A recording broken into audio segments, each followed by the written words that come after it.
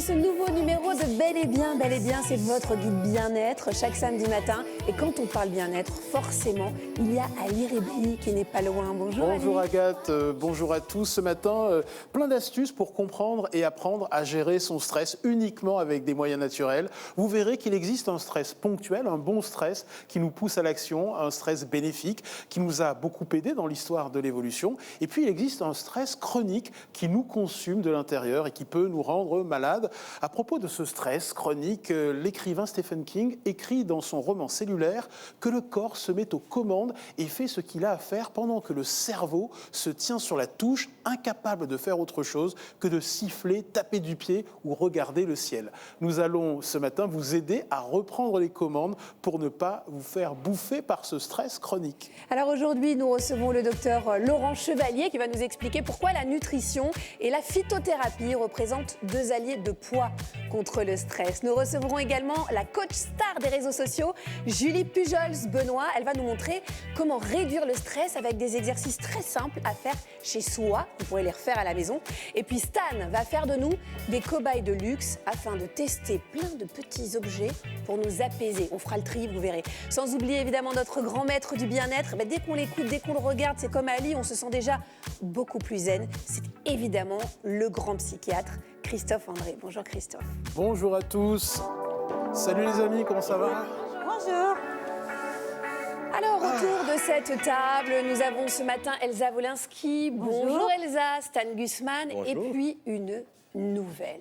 Voilà. Alors, vous la connaissez, cela dit, parce qu'elle est dans tous les reportages de Bel et Bien, elle est journaliste chez nous depuis un petit moment. Et on est très, très heureux de vous avoir sur ce plateau. Marie-Trey Stéphanie, qui va nous aider à nous déstresser tout à l'heure. Alors, justement, Marie, c'est votre première dans Bel et Bien, en tout cas en plateau. Est-ce que vous avez eu un petit peu de trac et tout, un peu de stress avant de rentrer ? Tétanisée, c'est le mot? Ça se Je voit suis ravie, puis je vais faire un peu cobaye, j'ai l'impression. Donc y a pas de... Voilà, bah oui, mais vous allez voir, Stan aime bien nous prendre comme cobaye. C'est dur à vivre, mais nous survivons. Vous avez eu un petit peu de trac, Elsa, là? Non, plus maintenant, quand même. Moi, je traque tout le temps. Ah, c'est vrai? Non, mais moi, je... Là, vous je êtes stresse. stressée, Elsa? Mais bien sûr. Mettez votre main pour voir comme ça. Non, elle tremble pas. Non. Un petit peu. Non, mais en vrai, si, bien sûr. Mais j'ai appris à me contrôler. Et vous Agathe ? Alors moi, là, pour le coup, vraiment, je ne suis pas stressée, je ne suis pas traquée, mais je peux avoir le trac, par exemple, de demander un truc à la boulangerie, moi. Ah bon ? Oui. Ah ouais? Et vous Christophe ? Non, pas trop, pas trop. Vous ne pouvez pas dire que vous êtes stressé, Christophe, parce que Oui. sinon c'est un mythe qui s'effondre. Non, je impossible. l'ai été, puis je me suis soigné, ça va mieux. Et vous allez nous soigner aujourd'hui. c'est Alors ce que- Christophe, qu'est-ce que le stress ? Alors le stress, c'est un phénomène passionnant, mais c'est aussi un mot qui vient de l'anglais, et l'anglais l'a emprunté au français, au vieux français notamment, qui, par exemple, le mot « stressé », qui voulait dire serré, opprimé. Ça décrit assez bien toutes les sensations du stress. Alors le stress, il y a deux façons de le définir. Soit on peut le définir comme un phénomène général, global, de tout être vivant qui doit affronter une adversité, une demande de l'environnement. Donc c'est une forme de réaction rapide à un environnement changeant. Et puis, dans notre langage courant, en général, on parle de stress quand justement nos capacités à nous adapter sont un petit peu dépassées. Et là, on commence à se sentir mal, à perdre le contrôle ou avoir peur de perdre le contrôle. Et le plus souvent, dans la langue courante, le stress, c'est ce moment où on doit faire face et où on se demande si on va y arriver. Et pour finir, peut-être avec ces questions de vocabulaire, souvent le mot stress recouvre trois réalités différentes. D'abord, les causes du stress, les stresseurs. Quand on dit mon travail, quel stress, c'est un stresseur, c'est une source de stress. Ça peut être le travail, ça peut être le conjoint, ça peut être le départ en vacances, ça peut être des soucis d'argent, ce sont des stresseurs. Après, il y a ce qu'on appelle la réaction de stress. Se sentir stressé, c'est comment notre corps et notre esprit réagissent face à un stresseur. Et après, il y a les conséquences du stress, les maladies liées au stress, puisque le stress est aussi, malheureusement, parfois un phénomène qui dure longtemps et qui va nous user et malheureusement, qui peut nous rendre malades. Bon, en tout cas, on va vous donner plein de solutions pour justement lutter contre cet état. Avant d'accueillir notre premier invité, Stan, vous vouliez nous soumettre à une série de tests d'objets dits anti-stress. Alors, ok, pas de problème, tant que ça reste dans le respect de la dignité humaine et évidemment de respect des conditions sanitaires, etc. On est d'accord ? On est d'accord. Ok.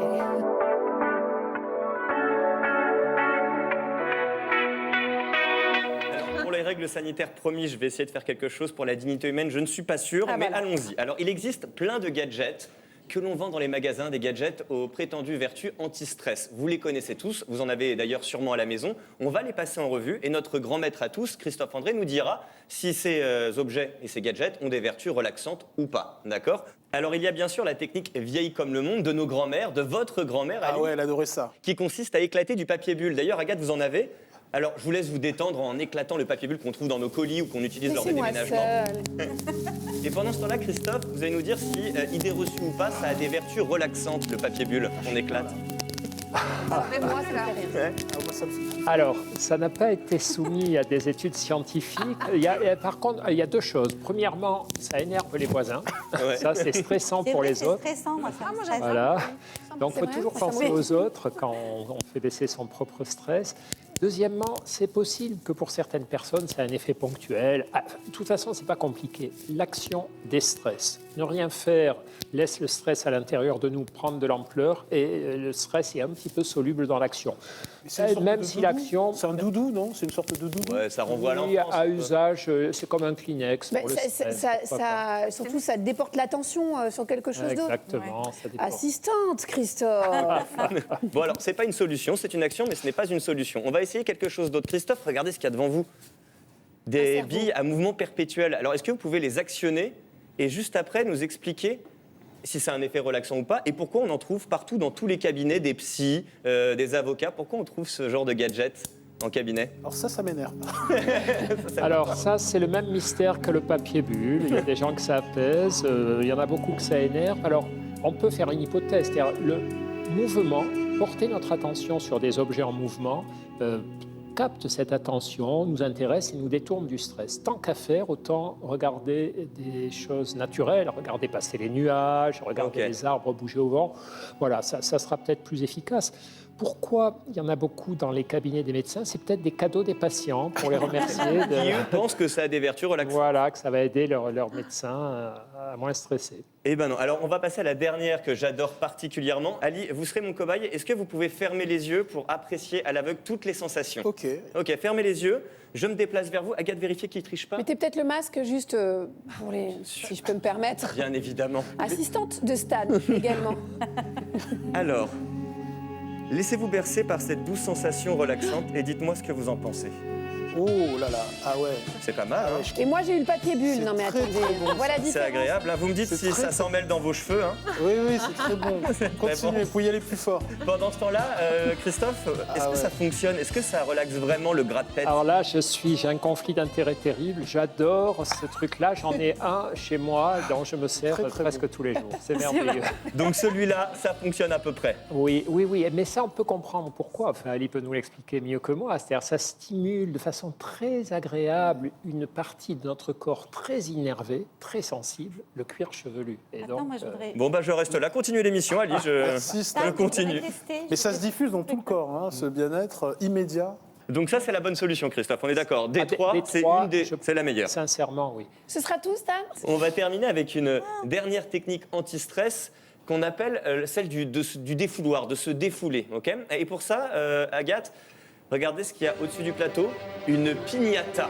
Oh mon Une Dieu! piñata. Vous allez pouvoir tout lâcher sur cette piñata avec le bâton que vous avez juste en dessous de votre bureau. Alors, j'ai pris un gâteau d'anniversaire qui symbolise le temps qui passe, sur lequel vous n'avez pas d'emprise Oh, j'adore. et les 50 ans qui vous pendonnez. Donc voilà, je vous demande de... Répétez ça. Qui Donc, est la piñata? Ah, Stan Gusman, j'avais oublié. Donc je vais vous demander de vous déstresser. En plus, ça vous donne un petit côté Harley Quinn que j'aime beaucoup Ouais, avec ouais, cette c'est batte. vrai que je. Et donc voilà, donc on va mettre un peu de musique et je vous en prie, Agathe, Allez, Agathe. déstressez-vous et après Christophe me dira si la technique du défouloir. Et voilà, oh là là. Pensez au temps qui passe, Agathe. Et imagine le truc Massom après. La ménopause. Ah voilà. Ouais.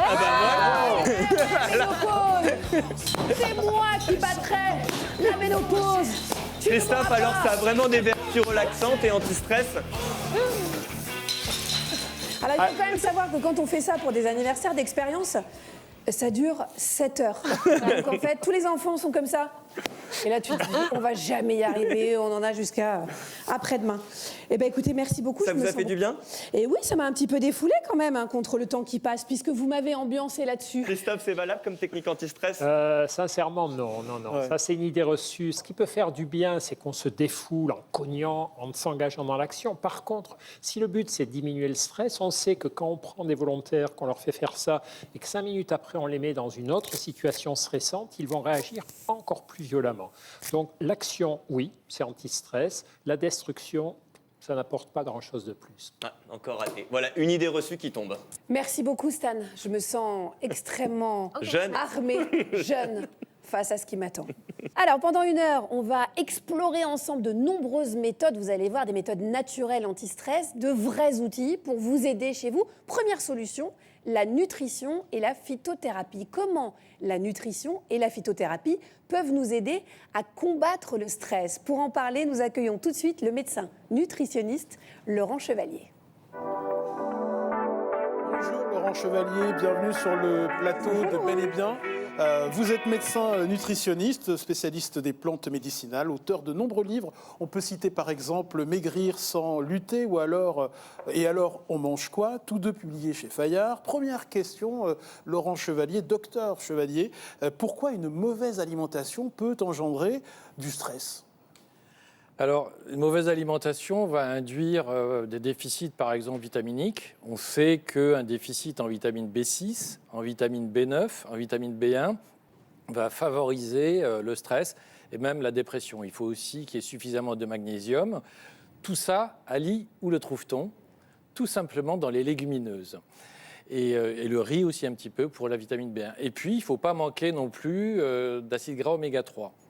Ces acides gras oméga 3 à longue chaîne, on va les trouver dans les poissons dits gras, c'est-à-dire les sardines, les maquereaux, on peut le trouver dans le flétan, dans le saumon, etc. Mais c'est quelque chose qui est très très important.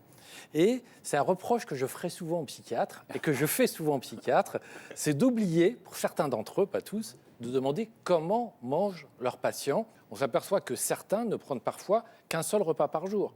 Mangent de façon très déséquilibrée. Mais est-ce que le stress chronique est lié à l'inflammation chronique qui peut être liée à la malbouffe, à l'alimentation ultra transformée? Est-ce qu'il y a un lien entre les deux, Oui. entre inflammation chronique et stress chronique? Effectivement, on s'est aperçu que, par exemple, une alimentation de type méditerranéen traditionnelle réduisait d'environ 30% une partie des symptômes. Quand vous avez une alimentation ultra transformée, ça veut dire que vous avez des déficits. Et vous avez notamment des déficits aussi en fibres, en fibres végétales. Vous ne mangez pas suffisamment de végétaux. Or, ces fibres végétaux vont agir sur ce qu'on appelle le microbiote, les intestins, et il y a une relation étroite entre l'équilibre du microbiote et le cerveau. Alors, ça, c'est bien étudié. une précision sur le régime méditerranéen, c'est un régime qui est à base de végétaux, de légumes, de fruits, de céréales complètes, de riz complet ou de riz basmati si on élargit. De Camargue. Ou de Camargue, mais on élargit évidemment aujourd'hui avec les modes de consommation. Un peu de viande blanche, quasiment pas de viande rouge, des produits laitiers plutôt Fromage de issus chèvre. des fromages de chèvre ou fromage de brebis. Les légumineuses aussi qui sont très Absolument. importantes, les pois chiches, les lentilles et évidemment la sacro-sainte huile d'olive qu'on peut accompagner également d'huile de colza. Vous me dites si j'ai faux, docteur C'est Chevalier? tout à fait exact. Vous savez que aussi le stress chronique, il faut bien penser à ça. Le stress chronique, il induit à moyen terme ce qu'on appelle une protéolyse, c'est-à-dire une destruction des protéines. C'est-à-dire que si vous ne faites pas attention, vous avez une fonte musculaire à moyen terme. Donc il faut faire attention à ça aussi. Quand vous parlez de là tous les deux, il y a aussi de l'alimentation émotionnelle. C'est-à-dire que le stress, moi c'est ce que j'ai par exemple, le stress me fait manger du sucre. Enfin, me fait manger. Voilà. Mon corps maintenant appelle le sucre parce que je l'ai tellement habitué et c'est lié vraiment au stress. On sort de ma vie du quotidien, je ne vais pas avoir les mêmes envies, je me remets dans mon quotidien. Le stress va tout de suite me faire mal manger. En fait, on a tout un tas de techniques, je dirais, pour lutter un peu contre ces addictions. Et une des techniques, alors il y a des techniques bien sûr de respiration que vous prenez, qui sont tout à fait efficaces. On fractionne un petit peu les repas. On va privilégier dans ce qui est sucré tous les fruits, quels qu'ils soient. Les compotes sans sucre ajouté. Donc ça va être une source d'apport en sucre tout à fait suffisant. Je voulais savoir si, à contrario, il y avait des aliments qui nourrissaient ce stress chronique. Je pense naturellement au café, comme ça, mais j'imagine que c'est une idée reçue. Non, vous avez tout à fait raison. Ah bon Le café va entraîner une espèce d'hypersensibilité, peut aggraver, ce n'est pas un facteur déclencheur du stress, mais effectivement, mais je crois qu'il faut faire aussi très attention à un produit. Alors malheureusement, on voit ça beaucoup trop souvent, c'est l'alcool. Beaucoup trop de personnes stressées ont tendance à prendre un peu d'alcool, de boissons alcoolisées, comme sédatif. Et ça, c'est vraiment très, très mauvais. Parce que vous engendrez en plus un très mauvais processus. Vous prenez l'alcool, des boissons alcoolisées un peu sédatives. Mais après ça, ça va induire aussi des troubles du sommeil. C'est-à-dire parfois, vous endormissez un peu mieux, mais vous avez des micro-réveils permanents. Et avec ces micro-réveils permanents, finalement, vous réveillez fatigué. Donc l'alcool, c'est véritablement, dans le stress, un faux ami. Je crois que c'est essentiel. Alors Marie, j'ai ouï dire, parmi les ragots hors plateau, que vous avez décidé de me faire plaisir pour votre première chronique. Oui, alors, docteur Chevalier, il faut que vous sachiez, Agathe a 2 passions dans la vie, la raclette Ah, c'est vrai. et le nerf vague. Certes, ce n'est pas très méditerranéen, docteur, je suis désolée, mais bon, quand même. Bon, alors comme c'est votre spécialité, je vous laisse nous expliquer ce que c'est le nerf vague. Alors, ah oui, le nerf vague. Alors, le nerf vague. Le nerf vague, chérie. Le nerf vague, si tu me regardes, je t'aime. C'est un très long nerf. Vous m'arrêtez évidemment, hein, Christophe. Il me regarde comme si j'étais cinglée, ce qui n'est pas loin d'être vrai. Donc, c'est un très long nerf qui va du cerveau jusqu'au système digestif, c'est ça, et qui est donc à la fois très important pour la digestion et pour le stress. Et quand on en prend soin, petit chéri, du coup, on se sent beaucoup mieux. Avec Sacha Zielinski, on est parti à la rencontre de ce nerf vague avec un spécialiste qui s'appelle Jean-Marie Desfossés. Oh, ma passion. Regardez. Jean-Marie. La respiration serait une clé pour vaincre le stress. Pour en savoir plus, je suis allée à l'école de coach respiration rencontrer son créateur, Jean-Marie Desfossés. Coach respiration, l'idée, c'est pas un coach qui fait respirer. L'idée, c'est que la respiration est un coach qui renseigne sur le niveau global de stress. Si je vous demande, êtes-vous stressé? Vous pouvez me dire, répondre oui, non, en toute bonne foi. C'est peut-être pas du tout la réalité. Mais alors, comment évaluer son niveau de stress? La manière dont on respire, et je ne vous parle pas du rythme ou de la profondeur de respiration, mais l'endroit d'où vous respirez parle. Et comment ça se caractérise physiquement? Les gens stressés, plus on est stressé, plus on vit poumon plein. Et on finit par respirer uniquement comme ceci. Une personne très très relaxe va respirer plutôt juste avec... Plus vous êtes stressé, moins le corps se répare. Moins vous êtes stressé, plus le corps est capable de s'adapter, de se réparer. Coach Respiration a pour but de réduire un maximum de stress pour permettre au nerf vague d'avoir une activité de réparation maximale. Justement, vous me parlez du nerf vague. Agathe nous en parle tout le temps, mais qu'est-ce que c'est que le nerf vague? C'est un nerf qui part du cerveau, qui va sortir sous les oreilles et qui plonge et qui va énerver tous les organes profonds du corps. C'est un nerf d'écoute. 80% de son activité est d'écouter tout ce qui se passe à l'intérieur de notre corps et qui nous échappe. L'état des intestins, du foie, des reins, et il ramène des informations au cerveau. Le cerveau traite ces informations et si ces informations sont positives, pas de stress, pas de problème, le cerveau utilise à nouveau le nerf vague, mais cette fois pour envoyer des ordres, et ces ordres sont toujours des ordres de réparation du corps, d'adaptation. Les exercices de respiration peuvent-ils aider le fonctionnement du nerf vague? Si vous abaissez un maximum de stress en même temps, vous rendez l'activité positive du nerf vague la plus puissante possible. Et donc, concrètement, votre corps va fonctionner de manière plus optimale. Assez parlé, passons à la pratique. Là, je vais essayer de respirer, vous me dites. Voilà. Vous avez fait 1 seconde et demie, après la respiration d'urgence s'est mise en route. Alors, il ne faut jamais se dire « Mon Dieu, catastrophe, je suis stressé, qu'est-ce qui va m'arriver ?» Non, c'est juste, c'est du coaching. La respiration vous coach sur votre état, il vous donne une info. Tu pourrais rajouter de la douceur dans ta vie. C'est juste ça que ça veut dire. Et donc, c'est une bonne nouvelle. Chouette, je vais rajouter de la douceur dans ma vie. Bon, il est sympa, Jean-Marie. Rajoutons de la douceur dans nos vies. Mais comment? On peut proposer des exercices de coach respiration qui ont l'avantage d'être extrêmement rapides. C'est un peu paradoxal, mais de vouloir être pressé de se détendre, mais aujourd'hui, c'est une nécessité. Les gens ont peu de temps. Eh bien, on peut vous faire une démonstration d'un exercice majeur de coach respiration. Prenez des notes, c'est parti pour le tuto respiration. On va enchaîner avec un mouvement qui s'appelle le souffle des dieux et qui consiste à faire chaud devant, le plus loin possible le souffle en chaud, le froid en haut. Là, on fait petite bouche, grand bruit en devenant grand. On se laisse grandir. On grandit le plus possible. À nouveau chaud. Bouche grande ouverte, le plus loin possible. Le froid et le relâchement zen, où on accueille les sensations dans le corps. Je vous propose de le partager sur le plateau de Bel et Bien. Est-ce que je peux repartir avec ces petits gris-gris et voir s'ils arrivent à maîtriser le coach respiration comme moi? Je vous en prie, soyez ambassadrice de la coach respiration et à vous d'enseigner la clé de coach respiration et le souffle des dieux. Le souffle des dieux, on va le tester en plateau. Merci beaucoup. Avec plaisir, merci Marie. J'adore. Non mais Marie, est-ce que je peux vous dire un truc? Jean-Marie Desfossés, avec le nerf vague et la raclette, est ma troisième passion. En fait, à un moment où j'étais extrêmement stressée, etc., après le premier confinement, il a fait, par altruisme, parce que cette personne est merveilleuse, des exercices de respiration sur Internet. J'ai trouvé ça, bon, je vous passe les détails. Depuis, je le fais tous les jours, c'est comme un massage de l'intérieur. Je fais tout, j'ai acheté son bouquin. Vraiment, suivez ce qu'il dit, c'est formidable. Alors, je vous en dis pas plus, mais il y aura une petite surprise à la fin de l'émission. Me dites pas qu'il est là, parce que Merci. ce sera Je ne peux rien dire, mais je vous propose de tester cette respiration. Vous avez bien écouté mon sujet. C'est quoi les étapes? Alors, on doit le mettre autour du pouce, donc on ne se serre pas non plus, c'est pas une gaine. Voilà.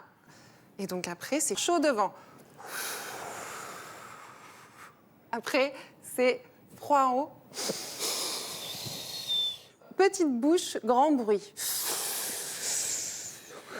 Et on accueille les sensations. Et les sensations. Alors là, bon, on l'a fait un peu vite, on est à la télé, etc. Et bien, si on ressent un truc là, Oui, dans le exactement. plexus. Normalement, comme c'est le nerf vague qui va jusqu'aux organes digestifs, normalement, tout de suite, on est relaxé. Christophe André?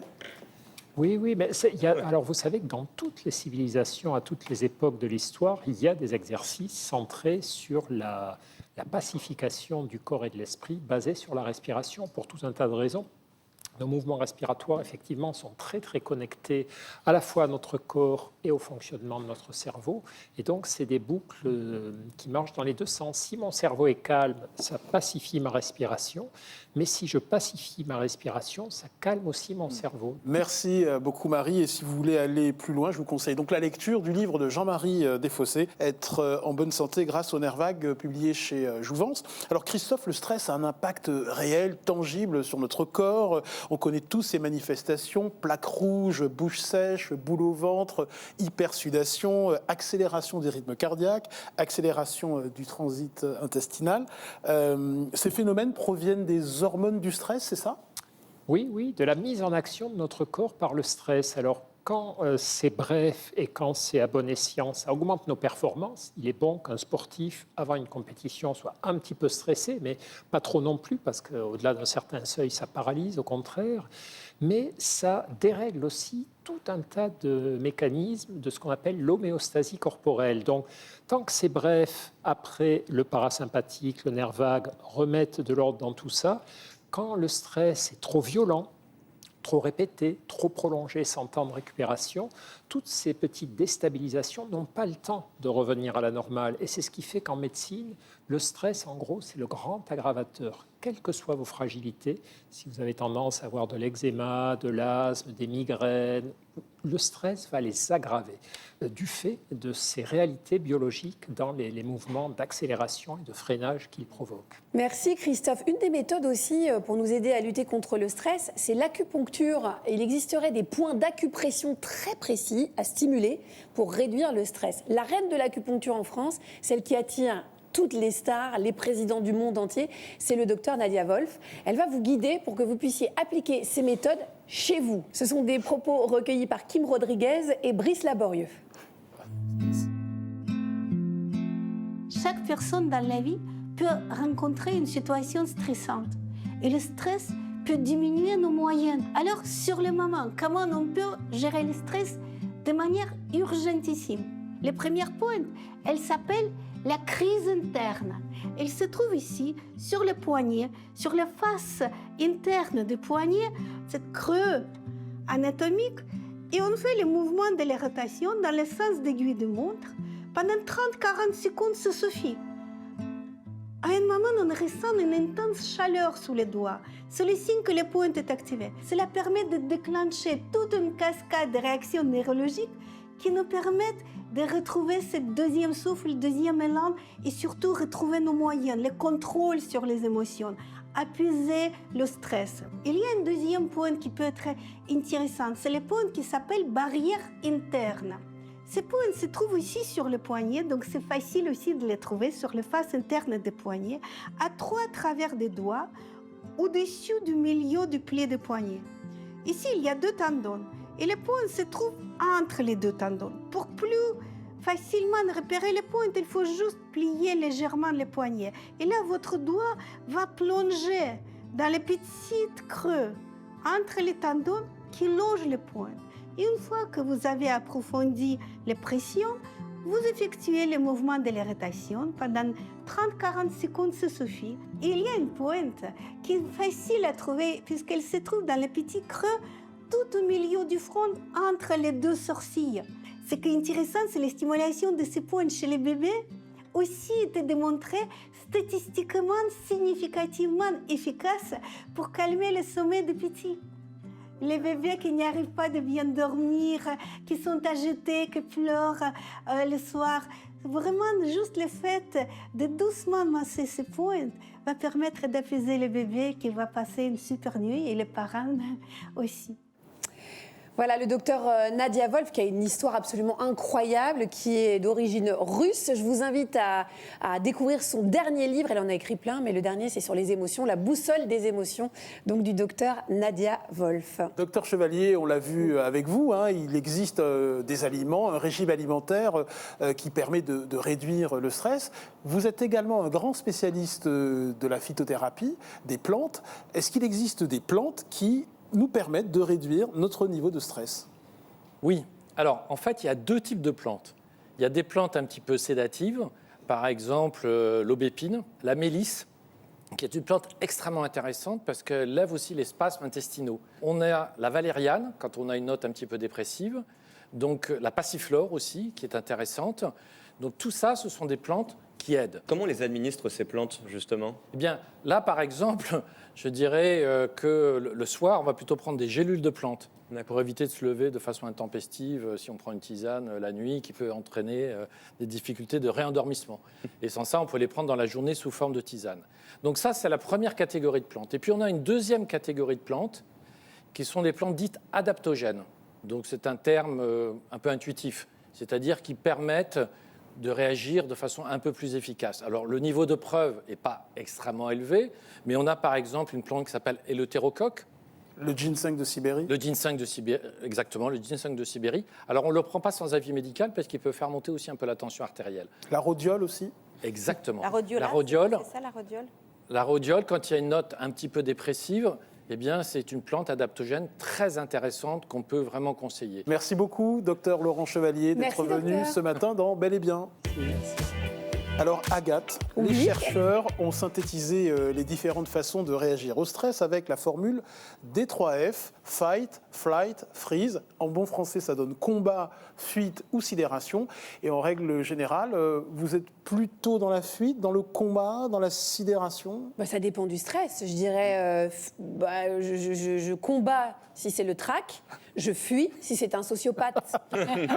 Voilà. Alors, la réponse d'Agathe est la bonne. C'est-à-dire ces trois réponses, la bonne élève, hein. Correspondent à 3 stratégies. Ça a été testé en laboratoire. Vous avez un petit singe dans une cage. Un chercheur rentre, il a peur, le petit singe. Un chercheur rentre et ne le regarde pas. Bonne stratégie, freeze, sidération, je ne bouge pas, le chercheur ne me voit pas. Okay.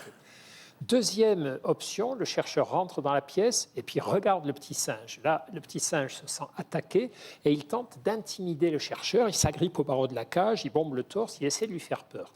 Troisième option, si vous ouvrez la cage du petit singe, le chercheur arrive et le petit singe s'enfuit. Donc, il faut être flexible. Et vous, mon petit Wistiti, Stan? Moi, en amour, essentiellement, je dirais la fuite. Ça m'étonne pas. Ça ne m'étonne pas. Hein? Vous avez testé une méthode bien particulière à ce propos cette semaine. C'est une nouvelle enquête du journaliste d'investigation que vous êtes. Une enquête sans concession.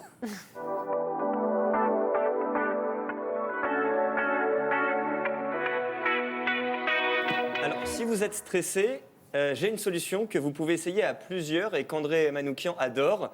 Je suis sûr que vous voyez de quoi je parle. Bah oui. Imaginez, vous êtes réunis en groupe dans un club où tout n'est que plaisir, un endroit à l'ambiance calfeutrée, aux lumières tamisées pour plus d'intimité. Pour atteindre l'extase, vous vous allongez tous ensemble sur des tapis, prêts à vous laisser tenter car vous êtes tendus, très tendus, mais après cette expérience collégiale, vous ne le serez plus. Vous l'avez reconnu, je parle bien sûr du bon vieux gong bang. Alors, pas de panique, je parle de cette méthode de relaxation, fait de gongs tibétains et autres bols ou diapasons. Cette méthode anti-stress venue d'Asie porte un nom, ça s'appelle la sonothérapie. Alors le terme sonothérapie nous vient du latin sonos qui veut dire son et de thérapie qui en latin veut dire thérapie, quoi. Voilà, tout simplement. Surtout en grec, d'ailleurs. Surtout en grec. Aïe, aïe, aïe. Mais ouais, je sais, j'aurais pas dû m'aventurer sur ce terrain face au maître. J'aurais pas dû, bien fait pour moi. Vous l'avez compris, il s'agit d'une thérapie par les sons. Alors comment ça fonctionne et surtout, les sons sont-ils vraiment capables de nous guérir? Pour le savoir, avec Brice Laborieux, nous nous sommes essayés à cette thérapie et cette médecine traditionnelle vieille de 4000 ans. Regardez. Tournage sonothérapie, c'est parti. Impressionnant, hein? Bienvenue dans le temple de la sonothérapie à Paris où nous accueille Swan. Bonjour Stan, bienvenue. Merci. Bienvenue chez Zen & Sound. Merci, il faut que j'enlève mes chaussures. Ah bah c'est mieux. On est dans un endroit de bien-être. Alors Swan est un musicien professionnel aux allures de chaman qui depuis des années soigne le corps et l'esprit par les sons. Ah. Faut être souple pour s'asseoir ici. Tu tiens combien de temps toi en position lotus? Ça m'arrive de faire 4 heures, 5 heures comme ça, ouais. Bon, j'espère que l'interview sera plus courte. Ok. Le concept de la sonothérapie, le voici. L'univers dans lequel nous vivons est dans un état de vibration permanent, les êtres humains également. Nos corps émettent alors un champ électromagnétique source de vibration et nos cellules vibrent naturellement. Lorsque nous sommes soumis au stress, la fréquence de nos vibrations cellulaires est perturbée et nous devenons dissonants. Quand on bouillonne un peu trop, qu'on a les cellules tout énervées, ça a vraiment cette fonction de calmer le rythme vibratoire des cellules. C'est pour ça que c'est si relaxant et que ça quitte vraiment le stress. L'avantage du gong baf, c'est que tout le monde s'allonge, reçoit les vibrations, il n'y a absolument rien à faire, ni d'aptitude particulière à avoir. En effet, il faut juste se laisser bercer par les sons des gongs tibétains et autres bols ou diapasons dont la fréquence spécifique entre en résonance avec notre corps pour le réharmoniser. On a ici des gongs symphoniques et des gongs planétaires. Et vous le voyez, il y en a une flopée et à chaque gong, sa propre sonorité. Alors là, par exemple, puisque c'est un gros gong symphonique de 50 pouces, on va le jouer avec une très grosse maillotche. Ça va chercher des gros graves. Ouais. D'accord? Exemple.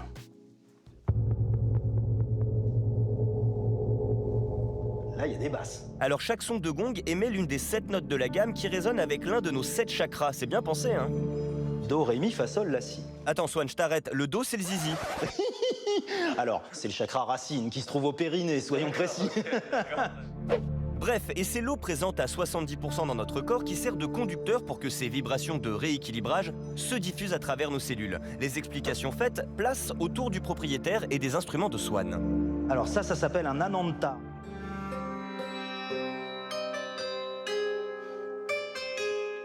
Ça, c'est des kigonki. C'est assez intéressant aussi. Ah bah ça, c'est génial. Ça s'appelle un bol XL. C'est-à-dire, c'est un très gros bol qui fait 12 kilos. Ouais. Vas-y, grimpe dedans, Je tu peux? vois. Oui, Il va rien m'arriver? Tu vas décoller un peu. Tu m'as fait peur. Ah. Et ça se diffuse partout dans le corps. Hein. Et ça ne fait que commencer, car maintenant, place à une séance collective de sonothérapie avec Swan et ses élèves. Et c'est parti pour 1 heure de voyage sonore.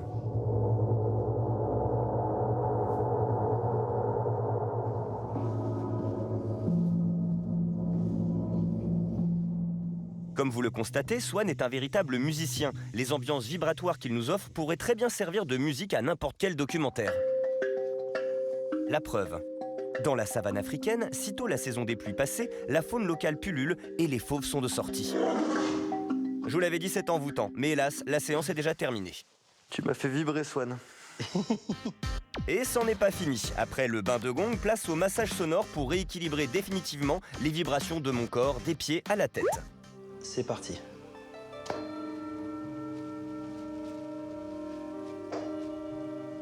Ah, les vibrations se rejoignent. Eh oui. Et plus ça va, plus ça remonte le bras.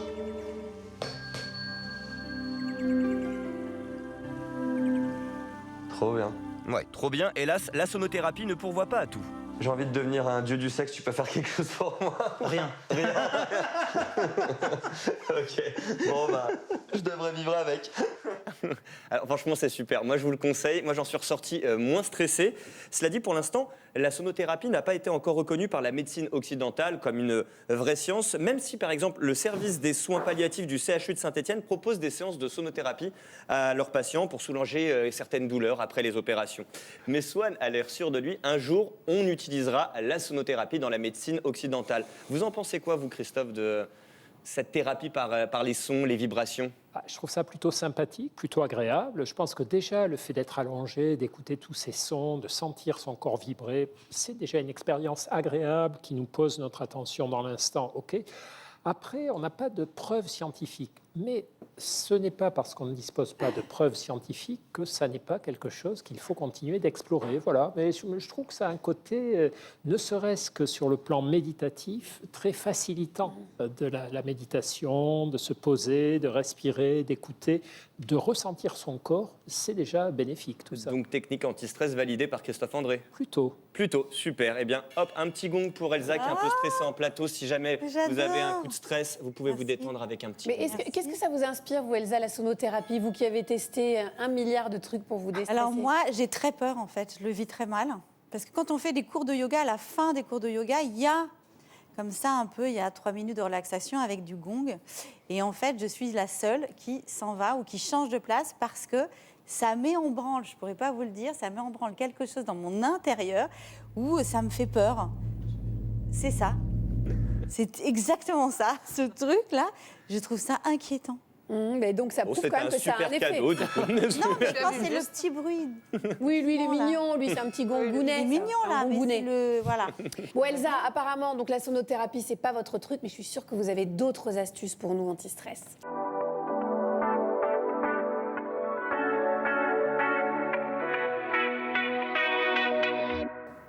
C'est un peu le...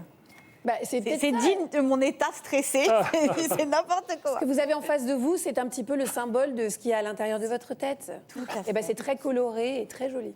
Oh, vous êtes gentil. Est-ce que vous avez un peu de temps pour qu'on parle du stress? Que le stress et moi, j'ai l'impression qu'il est en moi depuis tellement longtemps. On a 4 heures. Nous vivons ensemble. Non, mais c'est vrai. Et alors, effectivement, j'ai mes petits tips. Alors après, vous allez me prendre pour une folle sur ce plateau. Pas du tout. On est tous cintrés autour de cette table. Ne vous inquiétez pas. J'ai trouvé... Alors après, j'ai lu un nombre de livres sur le développement personnel. J'ai lu tous les livres de Christophe André. Et je me suis inspirée aussi beaucoup de ma méthode là dont je vais vous parler. Je me suis inspirée des Antisèches du bonheur du livre de Jonathan Lehman, où j'ai piqué certaines petites choses. Où c'est vrai que moi, alors je l'ai amené, ça fait complètement ridicule. Mes filles m'ont dit, mais t'es ridicule. J'ai un carnet de gratitude. Mais non. Donc j'ai 3-4 petits tips que je fais régulièrement. Donc j'ai un carnet de gratitude que je remplis le soir. Et vous mettez quoi dedans, Elsa? Eh bien, je vais vous dire. Si Stan, merci pour cette chronique sur les gong bang. Non, mais mon carnet de gratitude, c'est chaque soir, je liste 5 choses, mais je sais que vous connaissez, je liste 5 choses qui m'ont fait du bien, que j'ai fait, qui m'ont rendue heureuse. Alors, je vous donne, alors ça va vous paraître complètement ridicule à vous, mais c'est pas grave, je dis tout, moi, toujours. J'ai arrêté de ruminer, je me suis coupée des réseaux, ça c'était hier soir. J'ai réussi ma tarte aux poires et au chocolat pour mes enfants. J'ai ri avec mes enfants, j'ai écouté les conseils de mes amis. Voilà, ça paraît complètement débile comme ça, mais je liste et ça me permet de me coucher en me disant...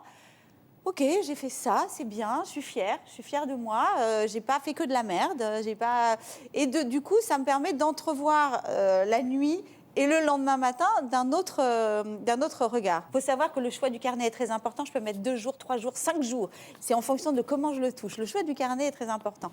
J'ai pas fini. Si je peux me permettre, Elsa, c'est pas un petit truc comme ça de rien du tout. Quand j'écris les expériences agréables que j'ai vécues, je double leur influence pour moi. C'est-à-dire, je me les remémore, je les engramme plus profondément dans ma mémoire, elles se remettent à me faire du bien, elles m'ont fait du bien sur le moment, elles m'en refont le soir, donc tout ça est très pensé. C'est vrai, je me couche en souriant, vraiment. Et alors après, non mais je sais que ça va vous plaire, le matin, quand je me réveille, ne dites pas aïe, ne dites pas aïe. Le matin, quand je me réveille, je fais un exercice des poubelles mentales. Donc les poubelles mentales, c'est dès qu'on se réveille, je me dis, OK, Elsa, t'as peur? T'as peur de quoi? Bon, alors, comment ça va? Et le fait de me parler oralement, alors depuis que j'ai découvert que Gustave Flaubert faisait la même chose, il avait une salle C'est où le lui-même... gueuloir, le gueuloir. Exactement, le gueuloir. Donc, il s'autocritiquait lui-même. Et ça, depuis que je sais ça, je me sens beaucoup mieux dans ma peau. Et c'est vrai que du coup, le fait, je pense, Christophe, que vous, évidemment, vous connaissez, mais le fait de s'auto-analyser, de s'auto-parler, de se dire, bon, ça va aller, c'est plus fort aussi qu'à l'écrit. En fait, le fait de pouvoir le dire à l'oral. En tout cas, c'est vrai que c'est une technique qui rappelle que tout est mieux que garder ces ruminations silencieuses à l'arrière-plan de ses pensées. Et effectivement, lorsqu'on a un tempérament anxieux, on se lève le matin et toutes les choses qu'on va avoir à affronter, qu'on va avoir à faire ou qu'on n'a pas réglé la veille, nous sautent à la gorge. C'est assez rare, les gens qui se réveillent le matin en se disant Ouais, comme dans une pub. c'est merveilleux, une belle journée maintenant, beaucoup d'entre nous. Voilà. Et donc ce système permet de mettre des mots, de verbaliser, de symboliquement faire sortir de soi. C'est pas miraculeux, mais c'est déjà un petit soulagement. Et on démarre sur un Vous meilleur m'inquiétez, pied. Christophe, c'est pas normal si je me réveille comme ça, Mais totalement vous êtes heureux. le maître du Non, bien-être. je ne dis pas que ça arrive tous les jours, mais Oui, non, je suis désolé, alors j'aurais pas dû dire normal ou anormal, c'est plus inhabituel que l'inverse, assez souvent. Mais il y a des gens, Montesquieu disait, le matin, je me réveille habité par une joie secrète. Quel rêve. je suis sûr que Marie est pareil. Bah ouais, moi, ça... Ouais, ouais. Non, mais dépend Marie, le- alors, non, mais Alors que moi, je suis Marie, comme Oui, bah, vous, bien Elsa. sûr. Alors, j'ai pas fini en plus mon périple, figurez-vous. C'est que du coup, ensuite, je prends 5, 10 ou voire une demi-heure de mon temps pour ou respirer, ou faire du yoga, ou aller courir. Je vis en face d'un jardin, donc j'essaie au maximum d'être près de la nature. Ou alors, simplement, de faire un pas de côté. Et alors, mon pas de côté, je vais vous le montrer. Ça paraît, c'est rien, hein, mais je suis comme ça, imaginez, voilà, je suis là. Et je me sens pas bien. Il y a des gens, même quand ils sont au bureau, le stress les tétanise, ils peuvent plus bouger de leur chaise. Faire un pas de côté, c'est juste ça. C'est rien ce pas, mais ça permet d'avoir une autre perspective. Tout d'un coup, la personne qui est bloquée dans son lit, elle est sortie. Le mec ou la femme qui est bloquée à son bureau, il s'est levé. Et donc, il y a quelque chose qui se passe. Alors, je ne sais pas, Christophe, peut-être que je dis plein de bêtises. Si, je me mais régale, ce pas de côté, pour moi, il est tellement important. Non, alors, je vais vous dire un truc. Honnêtement, je préfère les méthodes comme ça, qui font participer notre corps, notre réflexion, le symbole. Je fais un petit pas de côté par rapport à mes soucis, que des gadgets électroniques censés à nous déstresser. Je crois que ça, c'est du bio, c'est du perso, et c'est beaucoup plus fort. Et pour aller dans votre sens, Elsa, dans le sens du pas de côté, c'est d'aller marcher. Marcher 4-5 minutes quand on est au boulot. Allez, on va prendre l'air, 4-5-6 minutes. Et là, vous allez voir vos ruminations qui vont s'étioler petit à petit. C'est très important. On se lève, on va prendre l'air, on marche 4-5 minutes. Et ça fait du bien. Ça aussi un pas de côté. Bien sûr, bien sûr. Enfin, après, il y a le beau. Moi, le beau, c'est très important pour moi. Il y a regarder du beau, des belles photos ou écouter de la musique. Et puis aussi, il y a des livres qui ont été importants. L'un de vos livres ont été très importants pour moi. Celui-là, Méditer jour après jour. Alors, pour être très honnête, il ne m'a pas aidé pour méditer du tout. Il m'a aidé parce qu'à l'intérieur, vous parlez de tableaux. Vous prenez des tableaux, vous faites des citations. Et alors, il y a un tableau, je vais vous le montrer. Mais voilà, celui-là, qui m'a beaucoup interpellée parce que quand on regarde une image, on se demande, nous, on a notre regard sur cette image, mais en fait, on n'a pas toujours la bonne image, le bon regard, sur l'image. Et donc, on se fait un film. On se fait un film de ce qu'on ressent, on se fait un film de nos vies. Et ce livre permet de remettre un peu en place les idées. Et surtout, par exemple, à travers ce tableau, vous dites, il faut être dans l'action. Alors qu'on voit une femme qui est plutôt, justement, arrêtée. On a l'impression qu'elle est arrêtée. Et votre livre m'a fait énormément de bien parce que j'ai appris à être dans l'action en permanence et à ne pas rester figée avec mon stress. Écoutez, Elsa, d'abord, je suis ravi que mon livre vous ait aidé. Ensuite, même si ça ne vous a pas appris à méditer, c'est pas grave. Vous savez, c'est comme quand on offre des cadeaux à un petit enfant. Il préfère jouer avec le carton qu'avec le cadeau. Du moment que ça fait du bien, c'est génial. Et troisièmement, ce tableau est un tableau exceptionnel. Quand on le regarde comme ça, on a l'impression de voir une dame, une scène bucolique, une dame qui regarde une maison au loin dans un grand champ en été. En fait, si vous regardez bien les mains de cette personne, elle est atteinte d'une maladie neurodégénérative importante, elle est paralysée, elle est en train de ramper jusqu'à sa maison. Ses mains sont très abîmées, ses jambes sont paralysées. Et ce que nous montre ce tableau, c'est en fait la vertu de l'action et de l'obstination lorsqu'on est confronté à l'adversité. C'est un tableau de l'américain Wyeth qui est exposé à New York et qui est très trompeur, mais dès qu'on prend le temps de le regarder, on comprend ce que veut nous dire le peintre. Il veut nous dire, même quand ça cogne dur sur nous dans la vie, ne renoncez pas à bouger, à avancer, à profiter de tout ce qui vous est offert. Donc dans les 3 F qu'évoquait Ali tout à l'heure, il vaut mieux le fight, le dans combat. ce cas-là, c'est le fight. Ouais, c'est avancer, quoi qu'il se passe. Ouais. En tout cas, voilà, ça, c'est mes tips à moi. J'espère que ça peut vous servir. Merci beaucoup, Elsa. Évidemment que ça peut nous servir. Et moi, je veux éditer ce bouquin-là, le bouquin Ça, de... c'est extraordinaire. De toute façon, l'écriture... Les gratitudes. L'écriture a des vertus, même quand on écrit des choses négatives, on les laisse aussi quelque part. Moi, je sais que j'ai clôturé un chagrin d'amour immense en écrivant un livre. Très important. Et après, le dernier mot, j'ai dit, tiens, ça y est, c'est fini. C'est marrant. Oui, c'est l'écriture thérapeutique. Ça a été largement étudié aussi. Un grand succès. Il a été édité en librairie. 50 nuances de grès. Non, c'est vrai, il a été édité. Il a très très bien marché en Belgique, mais là en France, 714 exemplaires. Quoi. Autant vous dire que personne ne l'a lu. Merci beaucoup, Elsa. Alors, face aux symptômes du stress sur le corps, on l'a vu, il y a des solutions, mais être bien dans son corps, de manière générale, ça compte aussi énormément. Pour en parler, on accueille tout de suite la coach Julie Pujols-Benoît. Bonjour Julie Pujols-Benoît, bienvenue sur le plateau de Bel et Bien.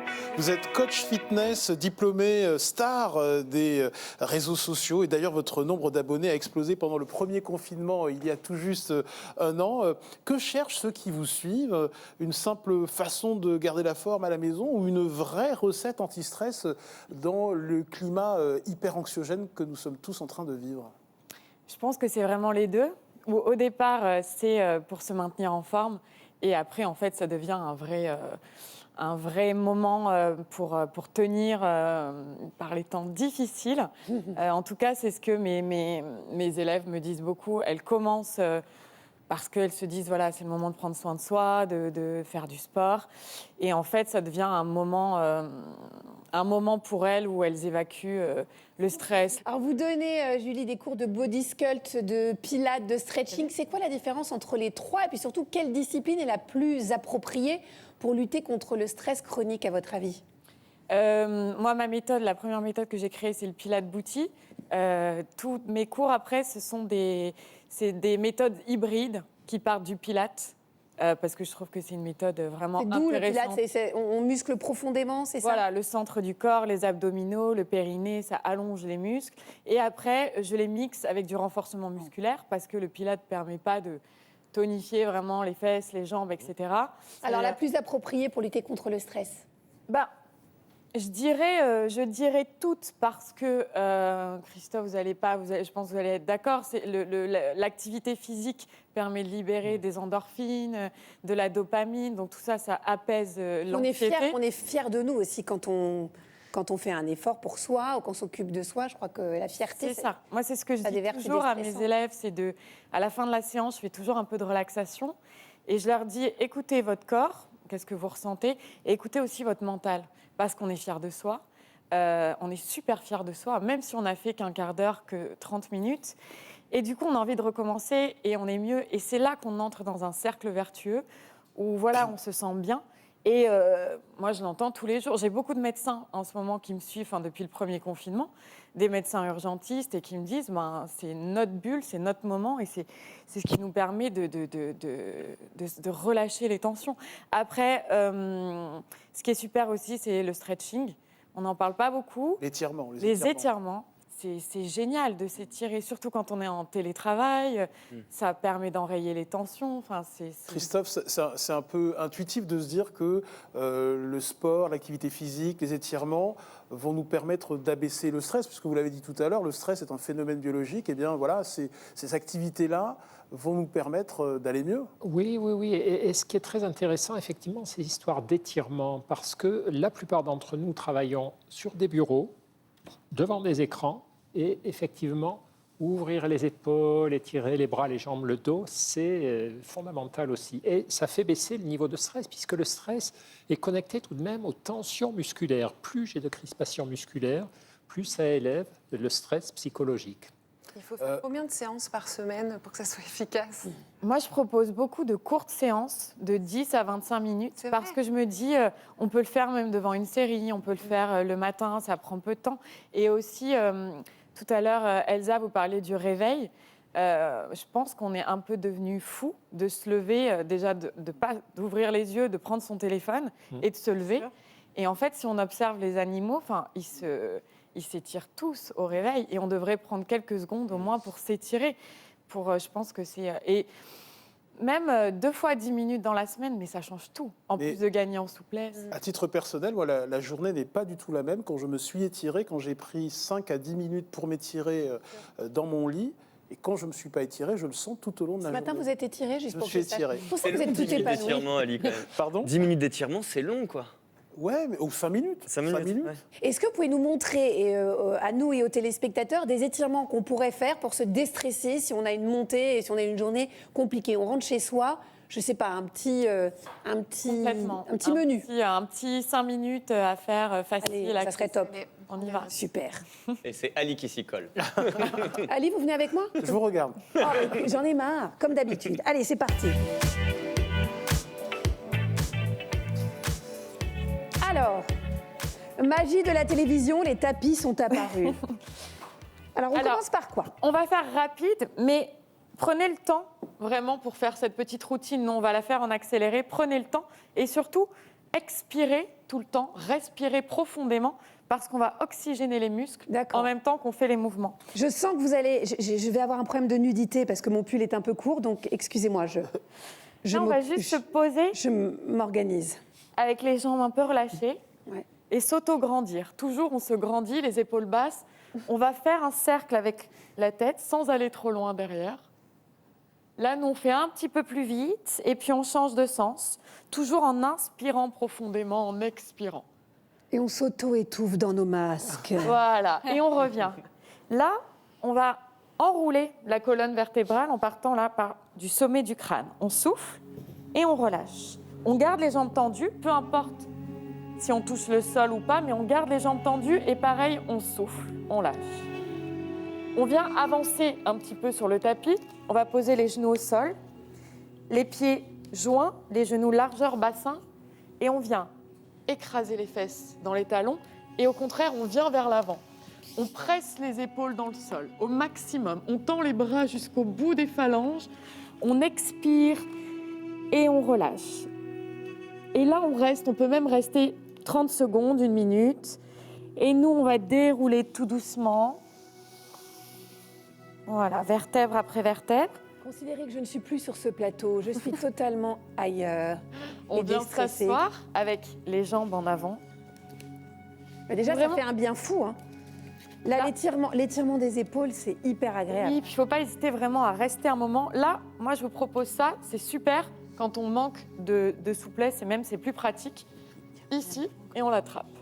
Moi, je fais 100 pour ceux qui n'ont pas d'élastique. On décolle et on vient enrouler le bas du dos. Ça, on peut le trouver un peu partout.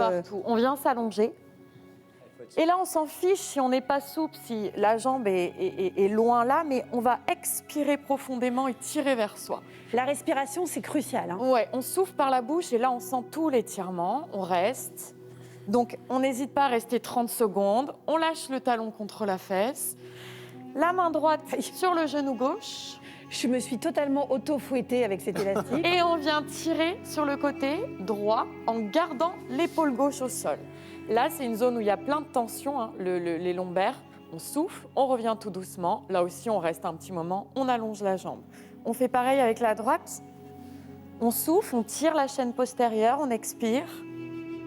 On s'en fiche si on n'est pas souple et qu'on est ici vraiment, ça, c'est pas grave. L'important, c'est que la jambe reste tendue. On lâche talon-fesse. L'épaule droite bien au sol et la main gauche, on tire, voilà, on souffle. Eh bien, Ali, vous ratez quelque chose. On va revenir tout doucement au milieu, on tend les jambes. Là, on va se relever tout doucement et on termine. Là aussi, toujours les jambes tendues, on vient allonger le bas du dos et on souffle, on relâche. Et là aussi, c'est pas grave si on est là et qu'on n'est pas souple, les muscles, ça s'étire. Et petit à petit, on gagne en souplesse. Et surtout, le fait de respirer profondément pendant tous les exercices, ça va permettre, ça met un peu dans un état méditatif, et ça va permettre de se relaxer profondément et aussi de se reconnecter Vous avez avec ma son souplesse corps. Bisous à tous. Non, juste, je vous faisais une petite démo. Vous l'avez remarqué? Oui. On est impressionnés. Merci beaucoup. Et pour ceux qui ont un dos fragile, on peut les faire, ces exercices? Complètement, c'est ça qui est bien le stretching, c'est que c'est accessible à tout le monde. Ce qu'il faut, c'est s'écouter, ne pas forcer et respirer. Et c'est une petite routine et ça fait du bien. On se sent beaucoup ça, je vous le mieux. confirme. Et Merci. ça enraye les tensions. Merci beaucoup, Julie. Merci beaucoup, Julie. à Plus vous. jeune, Ça va Benoît. faire bien fou. Alors, Merci franchement, beaucoup. J'espère que vous avez plus ou moins retenu ce qu'on a fait. Sinon, vous regardez sur le replay sur France.tv. Mais vraiment, faites-le.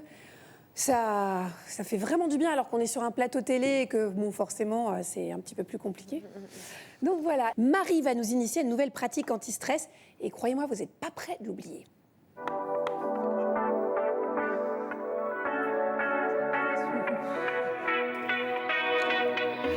Et on va commencer par une petite devinette. Si je vous dis doga, est-ce que vous allez deviner ce que ça veut dire? Ah, il y a yoga, mais alors...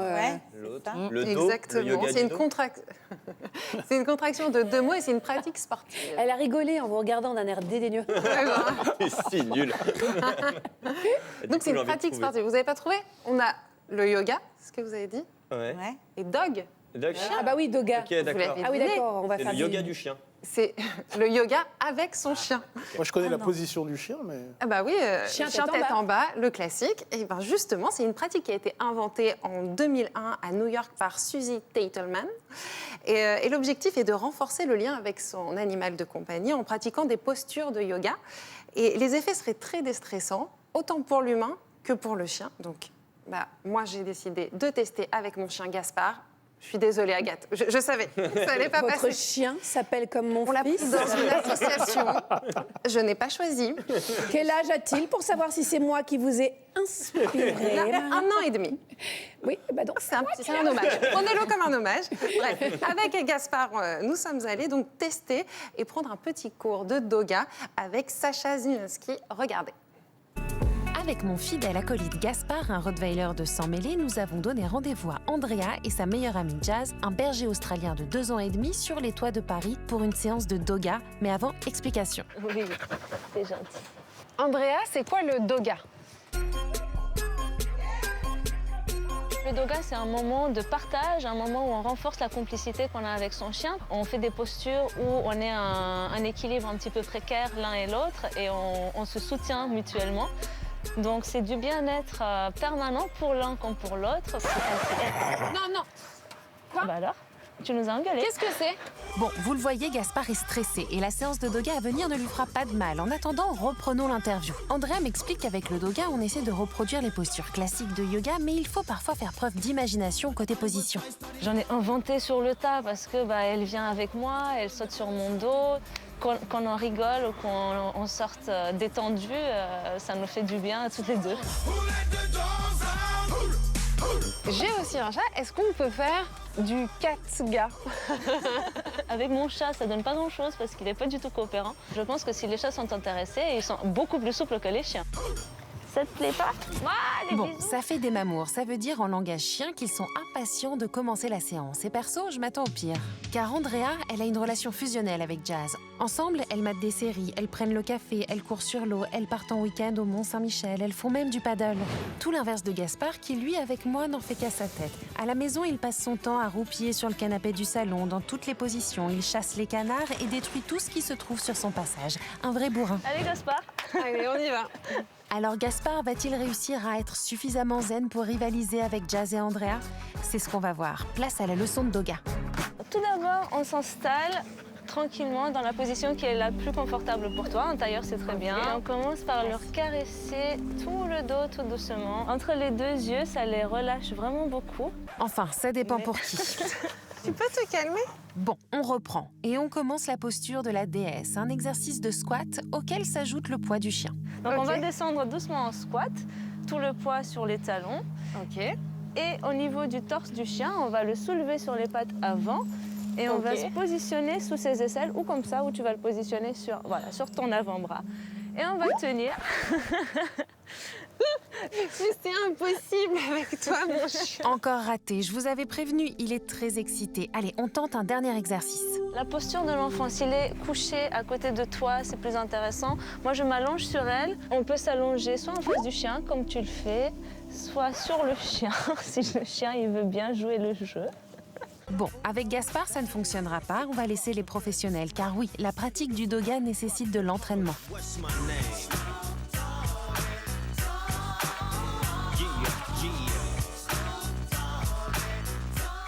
Et après la séance, Andrea est pleine de poils, certes, mais surtout apaisée grâce au pouvoir relaxant de son animal de compagnie. C'est une philosophie de vie finalement, c'est essayer d'être plus comme son chien.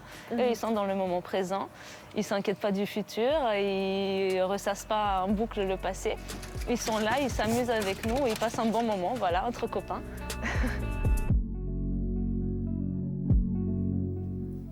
Bon alors, un petit bilan, Marie. Alors, ça donne envie, mais pour moi, vous l'avez vu, Gaspard est un peu dissipé. Il fait 30 kilos, donc les porter, c'est pas évident. Mais c'était une super expérience. Et je voulais vous demander d'ailleurs, Christophe, est-ce que déjà la présence d'un animal de compagnie chez soi, ça réduit pas déjà le stress ?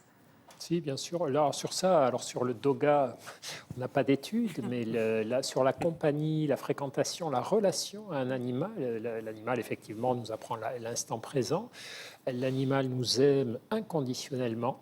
Quel que soit notre état, il nous aime, il est là et il est prêt. J'ai même l'impression qu'ils ressentent un peu quand on a un peu des crises d'angoisse, des choses que, autant le chat que le chien, il y a une présence quand même qui est très réconfortante. Présence apaisante. Alors après, c'est super, c'est l'histoire de doga. Moi, je suis pour la créativité, les expériences, mais avec le vôtre, il va falloir trouver une autre façon d'en faire, apparemment. Il est encore jeune, mais on va faire des belles positions, je suis sûre.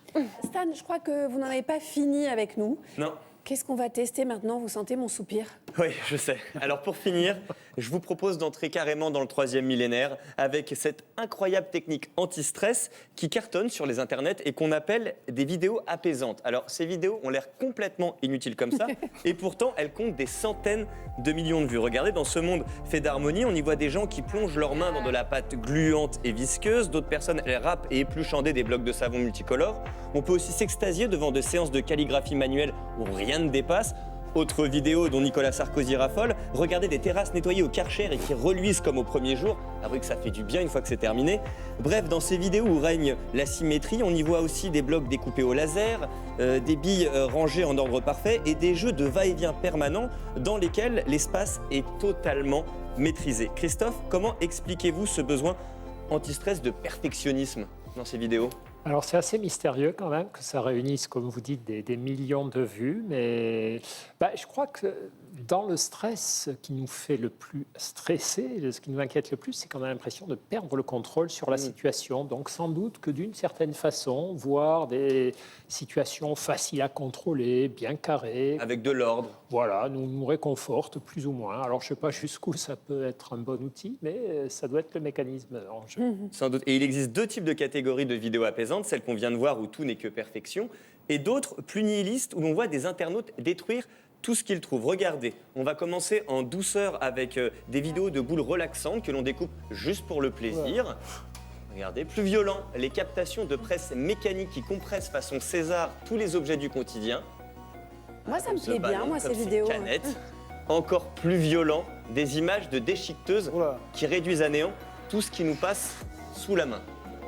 Moi, c'est marrant, je comprends vraiment qu'on puisse regarder ça pendant des heures. Ah oui, et chacune de ces vidéos, c'est jusqu'à stresse, moi, 80 millions de vues, c'est impressionnant. Alors, Christophe, pendant qu'Elsa découpe ses boules relaxantes en essayant de se faire du bien, voilà, avec la paire de ciseaux qui est juste là. C'est un peu dégoûtant, votre truc, ça...